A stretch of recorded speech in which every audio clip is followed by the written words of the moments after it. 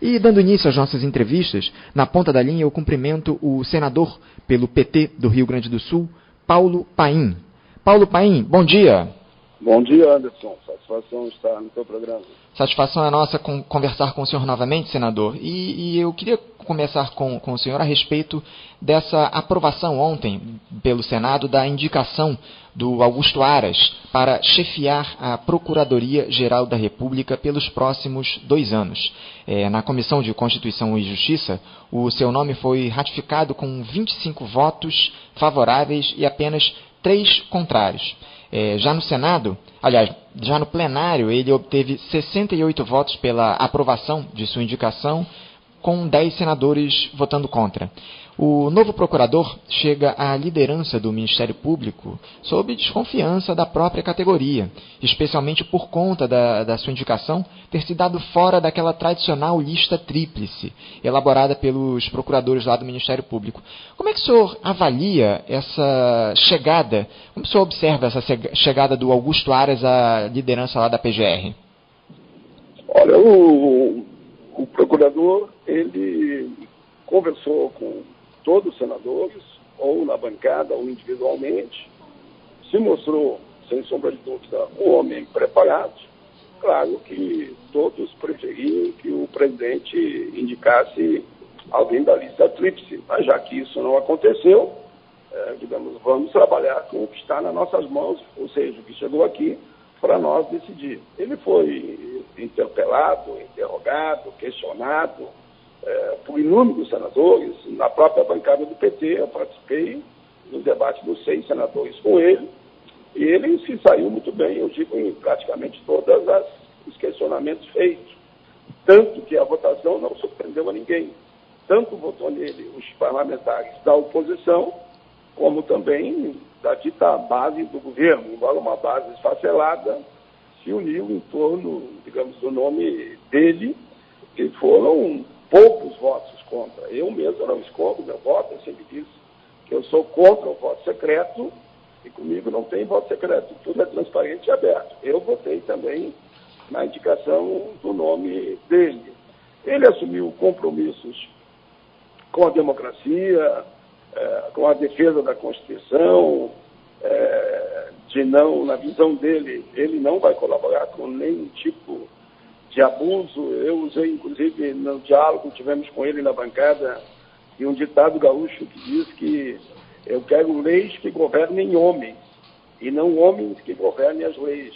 No qual ele, claro, sorriu e disse que concordava na íntegra, porque, de fato, as leis teriam que ser cumpridas e todo o abuso não tem que ser permitido. Enfim, em questões mais outras polêmicas, questões relacionadas a direitos humanos, ele se posicionou e não poderia ser diferente, defendendo também essa linha da liberdade, do respeito às diferenças e, ao mesmo tempo, se posicionando como alguém que é também um defensor dos direitos humanos. Esse foi o debate, no geral, que aconteceu.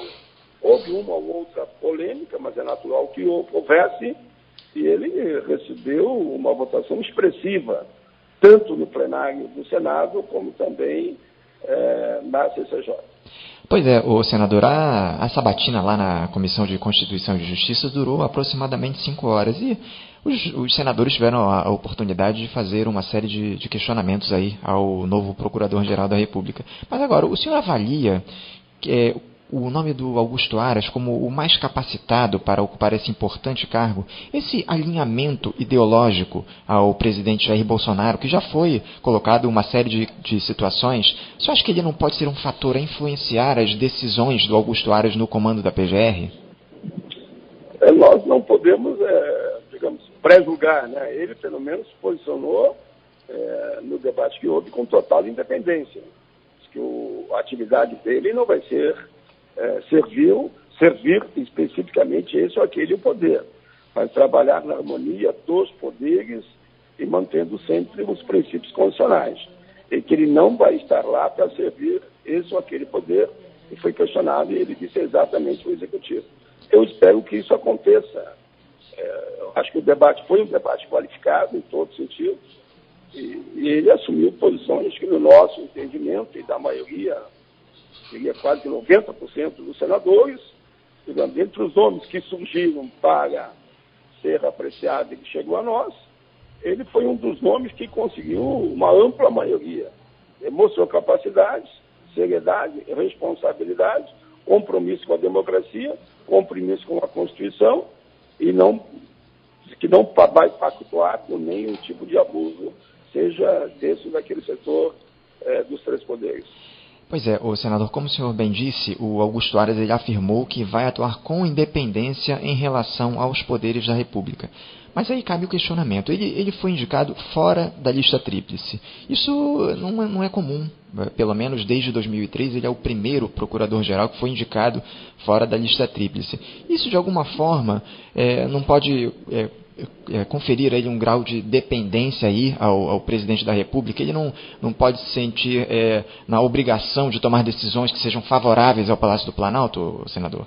Eu espero que não, né? Porque, na verdade, eu sempre digo que todas as críticas que eu possa fazer, o presidente indica, até o próprio filho, no caso aí da embaixada, como exemplo, ele indica. Agora, a responsabilidade é do Senado. O Senado é que aprova ou não aprova uma indicação. Então, o Senado, quando toma uma posição como essa, ele assumiu um compromisso com os senadores e os senadores com ele. Esperamos que ele cumpra o que foi acordado naquele debate de mais de 5 horas e, diria, mais umas 20, 30 horas em debates individuais ou nas bancadas. Pois é, senador, mas o Augusto Aras, ele conta com uma contrariedade aí dos próprios procuradores do Ministério Público. Eles se mostraram contra a indicação aí do Augusto Aras, especialmente por conta desse alinhamento ao ideário do presidente Jair Bolsonaro. O senhor acha que essa oposição dos procuradores do Ministério Público, a sua indicação, pode dificultar de alguma forma o trabalho do Augusto Aras na Procuradoria? Eu acho que não, eu vou dizer porque, claro que nós preferíamos, obviamente, sempre afirmar que fosse um dos 3 indicados. Não foi, mas ele, de fato, se mostrou muito preparado, muito habilidoso, e eu, pelo que percebi ali, ele vai dialogar com todos. Ele não vai ser, digamos, como a postura do presidente, que governa só para os seus e discrimina os outros. Não me parece que seja a postura dele. É uma postura bem diferenciada. Veja bem que está aí usado nos jornais, aquela base ampla que o governo tinha. Hoje, eu diria quase que a maioria já mudou, já desceu, digamos, desse trem e já está procurando um outro caminho. Quer dizer, eu acho que ele tem compromisso com a democracia, com o combate a todo tipo de ação que bateria a Constituição e o Estado Democrático de Direito. Pelo menos ele assumiu esse compromisso com todos os diálogos que eu assisti e aqueles que eu pude, inclusive, dialogar com ele. Eu espero que não aconteça, mas é natural que os procuradores, no caso, tenham uma posição divergente e ele não foi indicado. Mas o que chegou para o Senado foi ele. E ele, quando chega lá, no diálogo que teve com os senadores, ele mostrou-se preparado e deixou muito claro que não vai estar lá não para servir a esse ou aquele interesse de qualquer poder, e sim cumprir o seu papel pela função importante que é o cargo que ele assume a partir dessa semana. Vamos aguardar e observar aí a atuação do Augusto Aras lá na Procuradoria-Geral da República. Agora, o novo procurador ele também elogiou a Operação Lava Jato lá durante a sabatina no Senado, mas admitiu que correções precisam ser realizadas. O senhor acha que ele pode interferir de alguma forma nos rumos da Operação Anticorrupção? E que tipo de correção precisa ser feita na Lava Jato, na sua opinião, senador? Eu vou dizer o que ele disse, né? O que ele disse que houve abusos, todo o abuso tem que ser, digamos, barrado, não tem que ser permitido. E aquilo que ele puder fazer, é isso que ele vai fazer. Ele acha que a Operação Lava Jato, eu não estou lhe fazendo defesa, estou dizendo o que ele disse, né? Ele disse que a Operação Lava Jato cumpre um papel, mas devo entender que houveram abusos e que, depender dele, esses abusos que vão ferir o Estado Democrático de Direito, os princípios da lei, enfim, da Constituição, ele não vai compactuar. precisa de correções, é isso que ele disse. Pois é, Claro que ele vai olhar daqui para frente, creio eu. E compete ao Supremo agora para decidir alguns atos que aconteceram. E na sua opinião, senador, quais os abusos aí foram cometidos por essa operação anticorrupção? Eu acho que eu não tenho que fazer nenhum julgamento, porque eu tenho muito cuidado nisso. Agora, acho que as denúncias que surgiram pela publicação de gravações de áudio, de vídeos, é que ali demonstram que houve atos e fatos que não poderiam e não deveriam ter acontecido. Eu acho que é só ver todas as gravações que a própria imprensa está divulgando, que ali, para mim, houve abuso de autoridade. Pois é, nós temos visto aí algumas dessas denúncias da Vaza Jato, do pessoal lá do Intercept Brasil, mas parece que a oposição, pelo menos a oposição parlamentar, não tem feito muito barulho em relação a isso, senador. O senhor acha que a oposição devia ter um posicionamento mais incisivo nessa denúncia desses vazamentos aí do Intercept? Olha, a oposição, as pessoas que estão nos ouvindo têm que entender que a oposição aqui é minoria, né? Só ver o resultado das votações mais polêmicas, como a reforma da Previdência, que vai retirar direito de todo o povo brasileiro. E você faz uma pesquisa, vai ver que mais da metade do povo ainda está achando que a reforma tem que ter. É preciso que a oposição, é preciso ter um vínculo também com o pulsar da população. A população também tem que se movimentar. Nós temos no Senado o quê? 18 votos, e temos na Câmara 131, 130 votos. É dentro dessa realidade que a oposição faz o que ela pode. Por exemplo, vamos instalar agora, já está instalada, né, a CPI da fake news. Essa CPI é que vai debater temas como esse que nós estamos aqui falando agora, apontando que houve, de fato, abusos. O senhor vê a possibilidade dessa CPI da fake news ela avançar aí no Senado, senador? Ela vai debater. O CPI, eu sempre digo o seguinte, eu estou aqui há mais de 30 anos, né? É o meu último mandato esse, mas tem mais 7 anos ainda, né? Sim. Como senador. E eu sempre digo, e é um ditado antigo que tem na casa, CPI você sabe como começa, mas ninguém sabe como termina. A partir do momento que as denúncias vão chegando, a CPI vai avançando. CPI que terminou em afastamento. Aquela, por exemplo, dos anões do orçamento, eu estava aqui naquela época, com afastamento, inclusive, de presidente da casa, né? Teve outros encaminhamentos aqui que começaram com debates como esse e terminaram com o impeachment de 2 presidentes, queremos ou não. Um que foi o Collor e outro foi a Dilma. Pois é, o senador, mas a gente... Tudo repercute de fora para dentro. O Congresso, as pessoas que estão nos ouvindo têm que entender que se não houver um movimento de fora para dentro, uma minoria aqui dentro do Congresso não vai conseguir fazer as mudanças que aqueles que ficam olhando achando que vai acontecer. Pois é, senador, e eu queria justamente a respeito dessa questão relativa à CPI citar um exemplo recente, entre aspas, que o senhor liderou a CPI lá da Previdência aí no Senado. E apesar de ela ter demonstrado que não há esse rombo que se diz na Previdência Social, não houve um resultado prático a partir dos resultados apresentados pela CPI. Por que essas CPIs, elas de alguma forma acabam demonstrando que há problemas, mas elas não geram resultados práticos, senador? É quando a maioria que está no poder não admite.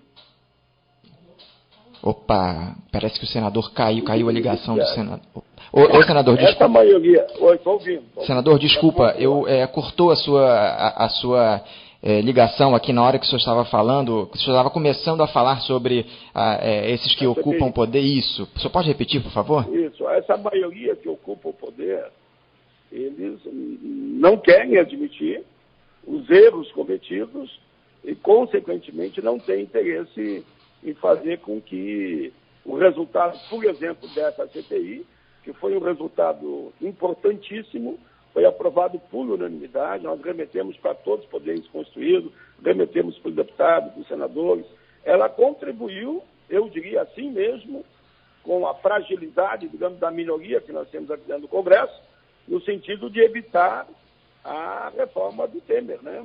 A reforma do Temer, a partir da CPI e do movimento que foi pegando volume nas ruas, o Temer recuou. Quando ele intervém no Rio de Janeiro, com as Forças Armadas, enfim, ele sabia que, na verdade, ele estava ali enterrando a proposta de previdência que ele tinha apresentado, que só seria a partir do outro ano, né?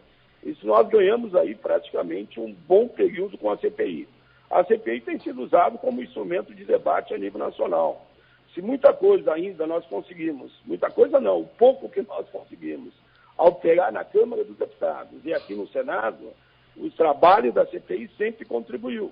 Mas tem um trabalho, inclusive, além da CPI, que foi levantado agora e divulgado pela revista Capital. E nós trouxemos aqui os estudiosos no tema, baseado em informações oficiais, e diz que houve, digamos, uma distorção dos números da Previdência, e o dado que eles usaram foi esse, a farsa do déficit da Previdência, que fez com que agora tivemos uma audiência pública recentemente, e há um movimento aqui no Congresso também de tentar mostrar, pode tentar mostrar, mas tem aquele que não quer ver também, né?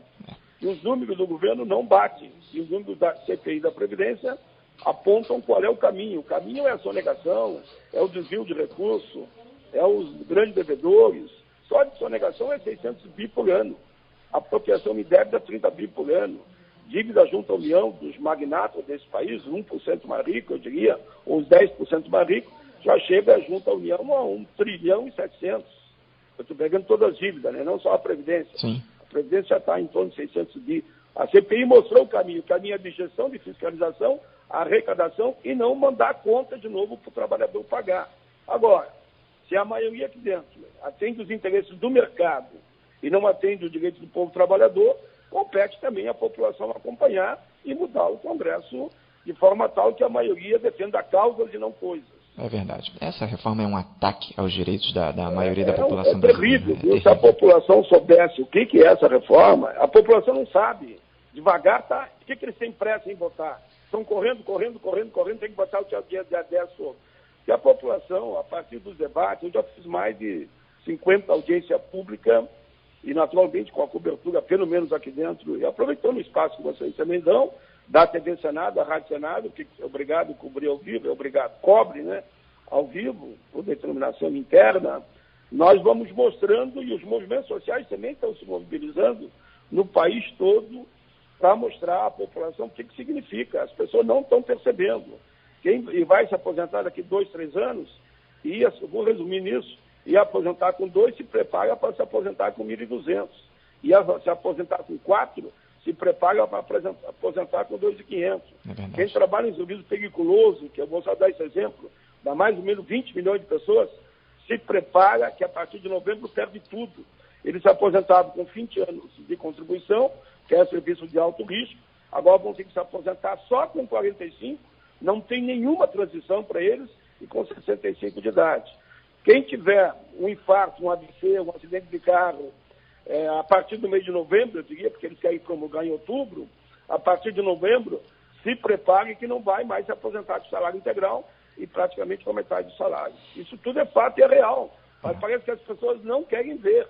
E não estão entendendo o que está acontecendo, eu acho. É um desastre completo, senador. Agora, mudando de assunto rapidamente, nós observamos na última semana uma ação da Polícia Federal, autorizada pelo ministro do Supremo, Luiz Roberto Barroso, uma operação de buscas no gabinete do senador Francisco Bezerra Coelho e de seu filho, o Francisco Bezerra Filho, o deputado Francisco Bezerra Filho, por conta de acusações relacionadas à Operação Lava Jato. Essa situação causou revolta dos parlamentares e até a OAB se posicionou contrária a esse tipo de operação nos gabinetes do Congresso. Anteontem, um grupo de senadores liderados pelo presidente do Senado, Davi Alcolumbre, esteve reunido com o presidente do Supremo Tribunal Federal, o Dias Toffoli, onde foi apresentado um recurso pedindo a suspensão da decisão que permitiu essa operação lá no Congresso. Como é que o senhor analisa esse tipo de intervenção da Polícia Federal no Congresso Nacional, senador? Claro, houve um constrangimento, digamos, aqui na casa muito forte, né? Que é um senador da República, é o líder do governo, que não precisavam fazer uma operação tão ostensiva como essa, ocupando espaços dentro de um outro poder, de forma, eu diria até desrespeitosa em relação a um Estado democrático de direito e à independência dos poderes. Foi por isso que houve a reação de parte do presidente da Casa e de inúmeros senadores. Eu diria que uma ação como essa só tumultua ainda mais a relação entre os três poderes, que criou um clima de indignação pela forma que o fato aconteceu. Agora, senador, na sua opinião, qual teria de ser o procedimento para que esse tipo de operação pudesse ocorrer nas dependências do Congresso Nacional? Você acha que o Congresso Nacional ele é inviolável, por exemplo? No Estado Democrático do Direito tem a independência dos três poderes. Eu acho que todos terão que responder perante a lei e cumprir aquilo que manda a Constituição. Mas eu acho que a partir do momento que você, de forma truculenta, invade uma das casas, o que está em xeque é a democracia. A forma de que foi feito, todo mundo pode investigar todo mundo, para mim. Todo mundo pode investigar todo mundo dentro das, entre aspas, barras da lei, né? Dentro da Constituição e da legislação. Mas agora, existe uma independência entre os seus poderes e aí o processo tem que ser feito dentro desses parâmetros.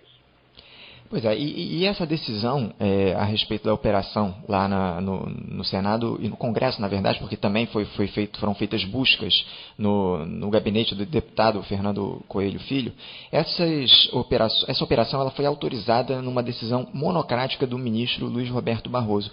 O senhor acha que esse tipo de ação no Congresso com essas autorizações monocráticas do Supremo, de alguma forma enfraquecem a democracia? Eu entendo que sim. Porque uma dos debates que a gente participou aqui, que deveria, no mínimo, ser uma decisão do pleno, do colegiado, né? E não uma posição individual de um ou outro juiz do Supremo. Não é bom para a democracia, é isso que o debate que está sendo feito aqui. Nós todos sabemos que a democracia está fragilizada pela forma que se encontra hoje, com posições extremadas entre os poderes. Não ajuda, não colabora, confunde cada vez mais e nos deixa preocupados. É aquela velha história, né? Eu sou de 50. Eu assisti quando muita gente no Congresso achava que não ia acontecer, e aconteceu em 64. Eu, em toda a minha época de estudante, depois líder sindical, foi durante esse período. Por isso que eu digo, eu digo sempre, com a democracia tudo, sem a democracia nada, e nós que somos democratas, temos que estar em estado de vigilância permanente para defender o melhor sistema que existe no mundo. Ninguém inventou no mundo um sistema melhor que a democracia. Se alguém souber me dizer, pode ser de esquerda, de direita ou de centro, que um tipo de ditadura é melhor que a democracia, eu estou disposto a conversar. Mas sei que os argumentos não vão prevalecer, o que está comprovado na história da humanidade. Vida longa à democracia. É isso. Paulo Paim, anteontem essa reunião dos senadores lá com o ministro Dias Toffoli acabou inviabilizando a sessão da comissão especial que votaria a reforma da Previdência. Essa votação foi remarcada para a próxima semana. O que o senhor espera dessa votação do texto lá na comissão especial? Olha, pelo que eu vi, a intenção é votar na terça de manhã na comissão e na terça à tarde no plenário, ou no mais tardar na quarta-feira no plenário, pelas informações que chegam aqui. A toque de caixa, né, senador? A toque de caixa, porque é aquilo que eu falava antes. Eles estão percebendo que devagar a população, que eu espero que não seja mais tão devagar, está percebendo o que está para acontecer. É o desmonte total da Seguridade Social, eu disse Seguridade Social, onde está a Previdência, a Saúde e a Assistência Social. Isso, para mim, é o objetivo para que eles possam, a partir do ano que vem, vir com a capitalização, e daí sim, ninguém mais paga nada, acabou, e cada trabalhador vai ter só poupançazinha, eu diria, dentro do seu limite. E num país como o nosso, que é a maior concentração de renda do mundo, ou é o primeiro, ou é o segundo, você calcula quem, da classe média para baixo, principalmente os mais pobres, vai ter condição de preparar uma poupança para a sua velhice. Nós entraremos numa situação semelhante à que é do Chile, que é uma miséria absoluta, que o próprio governo teve que voltar atrás e estão intervindo agora nos fundos esses, que a maioria faliram, estão pagando valores insignificantes, até correspondente a $6. E sabe que era R$6, mas eu vou dizer que é $6 por mês, que é um pouco a mais, em relação exatamente à capitalização, que é o objetivo aqui, que eu ainda vi hoje nos grandes jornais e notícia da imprensa, não é só hoje, toda semana, que eles querem parar de pagar a contribuição sobre a folha. Eles dizem que a Previdência está quebrada, mas não querem mais pagar os 20% sobre a folha. Aí sim, é o fim e só vai sobrar a contribuiçãozinha do empregador, que não poderá ser obrigatória, ou seja, 90% do povo brasileiro não terá mais direito à aposentadoria se continuar no rumo que eles traçaram. O desmonte é completo, senador. Agora, lá na comissão especial, o senhor considera as mudanças que foram feitas no texto lá aí no Senado como relevantes para essa reforma da Previdência? Olha, foram pequenas mudanças, muito poucas, muito poucas. Lá na Câmara não houveram, pelo menos tiraram fora o rural, tiraram fora o BPC, que foi as duas coisas mais importantes, e a capitalização. São os 3 pontos que eu daria mais destaque. Agora, aqui no Senado, o que tiraram fora? Tiraram praticamente nada fora, a não ser alguns detalhes. Não, o BPC nós tiramos aqui no plenário. Lá tiraram principalmente a questão rural e a capitalização e deram uma atenuada no abono. Aqui, a não ser o BPC, não teve mais nada relevante que foi alterado. E estão jogando quase tudo para a PEC paralela. Eu tenho insistido com uma série de destaques. Os destaques nós vamos falar na comissão e também no plenário. Tem um rolo ali de no mínimo 10 destaques, 4 ou 5 eu já falei aqui no programa, que eu vou dizer que vamos pelear até o fim. A esperança é a última que morre, né? Como dizia um grande escritor, né? É preciso esperançar. Esperançar significa... Opa, tivemos mais um corte aí na ligação do... Senador, o senhor me ouve? Parece que tivemos aí um corte aí na ligação com o senador Paulo Paim. A Celeste vai tentar retomar aqui o contato com o senador Paulo Paim, do PT, lá do Rio Grande do Sul. Enquanto isso, eu vou promover aqui a leitura de alguns recados dos nossos ouvintes. O Jansen, de Nova Iguaçu, ele diz o seguinte: é bom enfatizar que o Aras não foi sugerido na lista tríplice dos procuradores, mas sim na lista de servidores. Ele tem representatividade. A indicação dele não foi algo tirado da cartola de Bolsonaro, como a mídia está dizendo. Está aí o Jansen dizendo que o Augusto Aras tem representatividade, sim, lá entre os servidores do Ministério Público. O Camilo Mendes, da Cidade Nova, ele diz o seguinte: bom dia a todos. Gostaria de saber os dados da recente pesquisa sobre Bolsonaro. Pois é, Camilo, daqui a pouquinho nós vamos entrevistar o jornalista Milton Temer e nós vamos citar aqui esses dados que foram divulgados ontem pelo Ibope, que mostram uma queda pequena, mas algo que mostra uma tendência aí nos últimos meses, né? Parece que a popularidade do governo Bolsonaro vem aos poucos derretendo. Nós vamos tratar dessa questão daqui a pouco com o jornalista Milton Temer. O Francisco Chagas, lá de São Gonçalo, eu estou agora a fazer a leitura de alguns recados que ficaram no programa de ontem. O Francisco Chagas, lá de São Gonçalo, diz o seguinte: gostaria que o programa abordasse a situação de Ciro Darlan. É verdade, o Ciro Darlan está sofrendo uma série de acusações aí na Justiça, e nós vamos sim tratar dessa questão. Vou até passar aqui as mãos da Celeste esse recado para que a gente possa conversar com alguém a respeito disso. Mais uma vez o Jansen, lá de Nova Iguaçu, ontem, ele disse o seguinte: quando o governo Bolsonaro acabar, será possível recuperar a imagem do Brasil no exterior? Bom dia.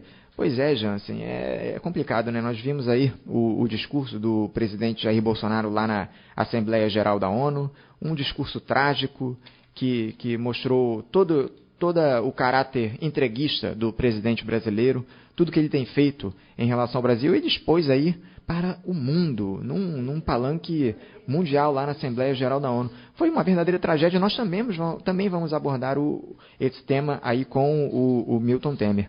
Parece que o senador Paulo Paim já está conosco na ponta da linha novamente. O senhor me ouve, senador? Oi, estou lhe ouvindo. Caiu a ligação, pois é, vamos voltar. O senhor falava aí a respeito justamente dessas mudanças aí que foram feitas, essas pequenas mudanças que foram feitas lá na reforma da Previdência aí na comissão especial.